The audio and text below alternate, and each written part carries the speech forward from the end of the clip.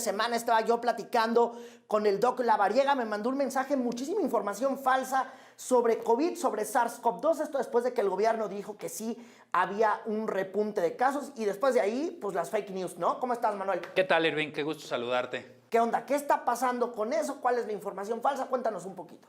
Efectivamente, los casos sí han aumentado, sí ha habido un repunte ligero en el número de casos positivos y reportados. Afortunadamente, esto no nos impacta ni en las defunciones ni en las hospitalizaciones.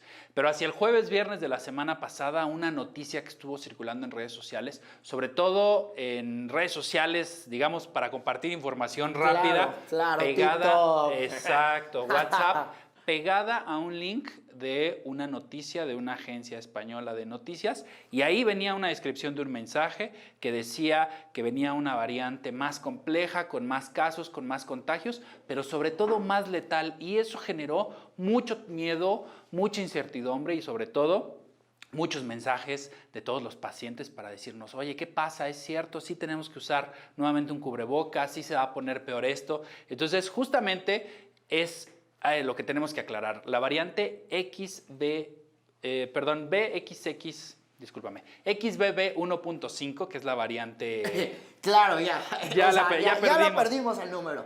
XBB 1.5 es la variante, es una subvariante de Omicron. Okay, y es un derivado. subvariante ya la tenemos circulando desde hace muchos meses en nuestro medio, pero ha sido una variante que, bueno, ya la conocemos, los casos prácticamente están relacionados a lo que ya tenemos, cuadro sintomático, parecido a un cuadro catarral, que de ahí no va a pasar y de ahí no vamos a avanzar.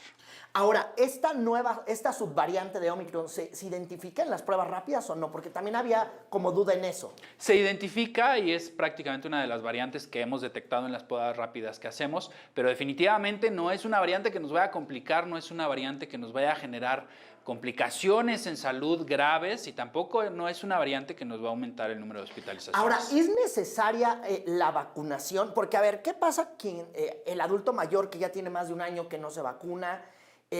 Pues la gente que tenía como de 25 en adelante, que ya tiene un año tampoco, que no se vacuna. Bueno, los adultos mayores más, un año y medio, algunos un año.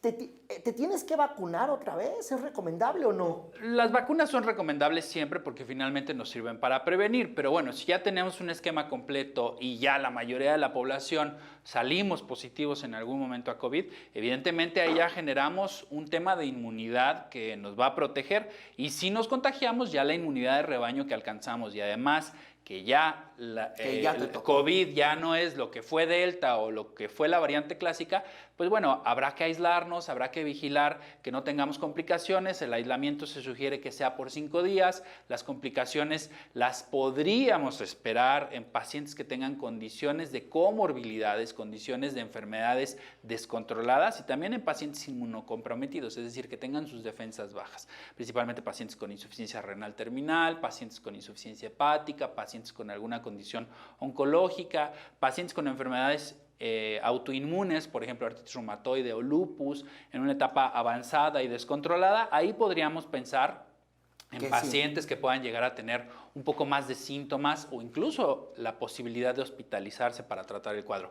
Pero fuera de eso, es un catarro común. Ok, es un catarrito común esto. Ahora, ¿tú sugieres que esta vacuna sea anual, la de COVID-19, como la de influenza, que luego cada año van y te la ponen o no? Idealmente, solo que aquí estamos, en nuestro país, estamos mezclando diferentes tipos de vacunas. A ver, por ejemplo, para ser más precisos, y lo hemos platicado fuera del aire, Manuel. A ver, aquí en Ciudad de México, los que viven en Ciudad de México, los que viven pues, en los estados que circundan con la capital del país, está aplicando la famosa vacuna cubana, y si tú vas a un centro de vacunación, la única vacuna que hay es la cubana. ¿Esa tú recomiendas ponerla o Lo que pasa es que no hay evidencia de la mezcla de estas vacunas. Sí va a generar un proceso de inmunidad, evidentemente es una vacuna que está estudiada y realizada para esto, pero no tenemos evidencia de la mezcla de estas vacunas porque no hay un protocolo de estudio, un protocolo científico que siga justo estas pautas de vacunación con diferentes vacunas. Lo que tenemos pues son las vacunas de los laboratorios transnacionales que evidentemente han sido estudiadas y que sí tienen un protocolo de aplicación ya establecido, comprobado, publicado y los datos los tenemos disponibles. Ok, entonces la cubana no te la pones. Pues en realidad no es que me la ponga o no me la ponga, en realidad es que no existe información que nos dé un detalle para poder saber si es suficientemente eficaz con las vacunas y mezclas que Y ya las se mezclas tienen, que ¿no? quien se puso la Pfizer, la Astra, las miles que hubo, las, ¿no? sí. La vacuna rusa, la Sputnik. y Sí, todas entonces aquí, bueno, la recomendación es tratar de tener un esquema de vacunación cuando tuvimos que aplicarlo lo más completo posible y si hay algún síntoma, pues evidentemente acudir con su médico para poder, 1, hacer la confirmación diagnóstica, 2, aislarse y 3, estar pendiente en caso de que tengan síntomas aquellos pacientes que tienen algún riesgo o alguna comorbilidad. Claro que sí, Manuel, te aprecio estos minutos. Un gusto. Qué gusto verte.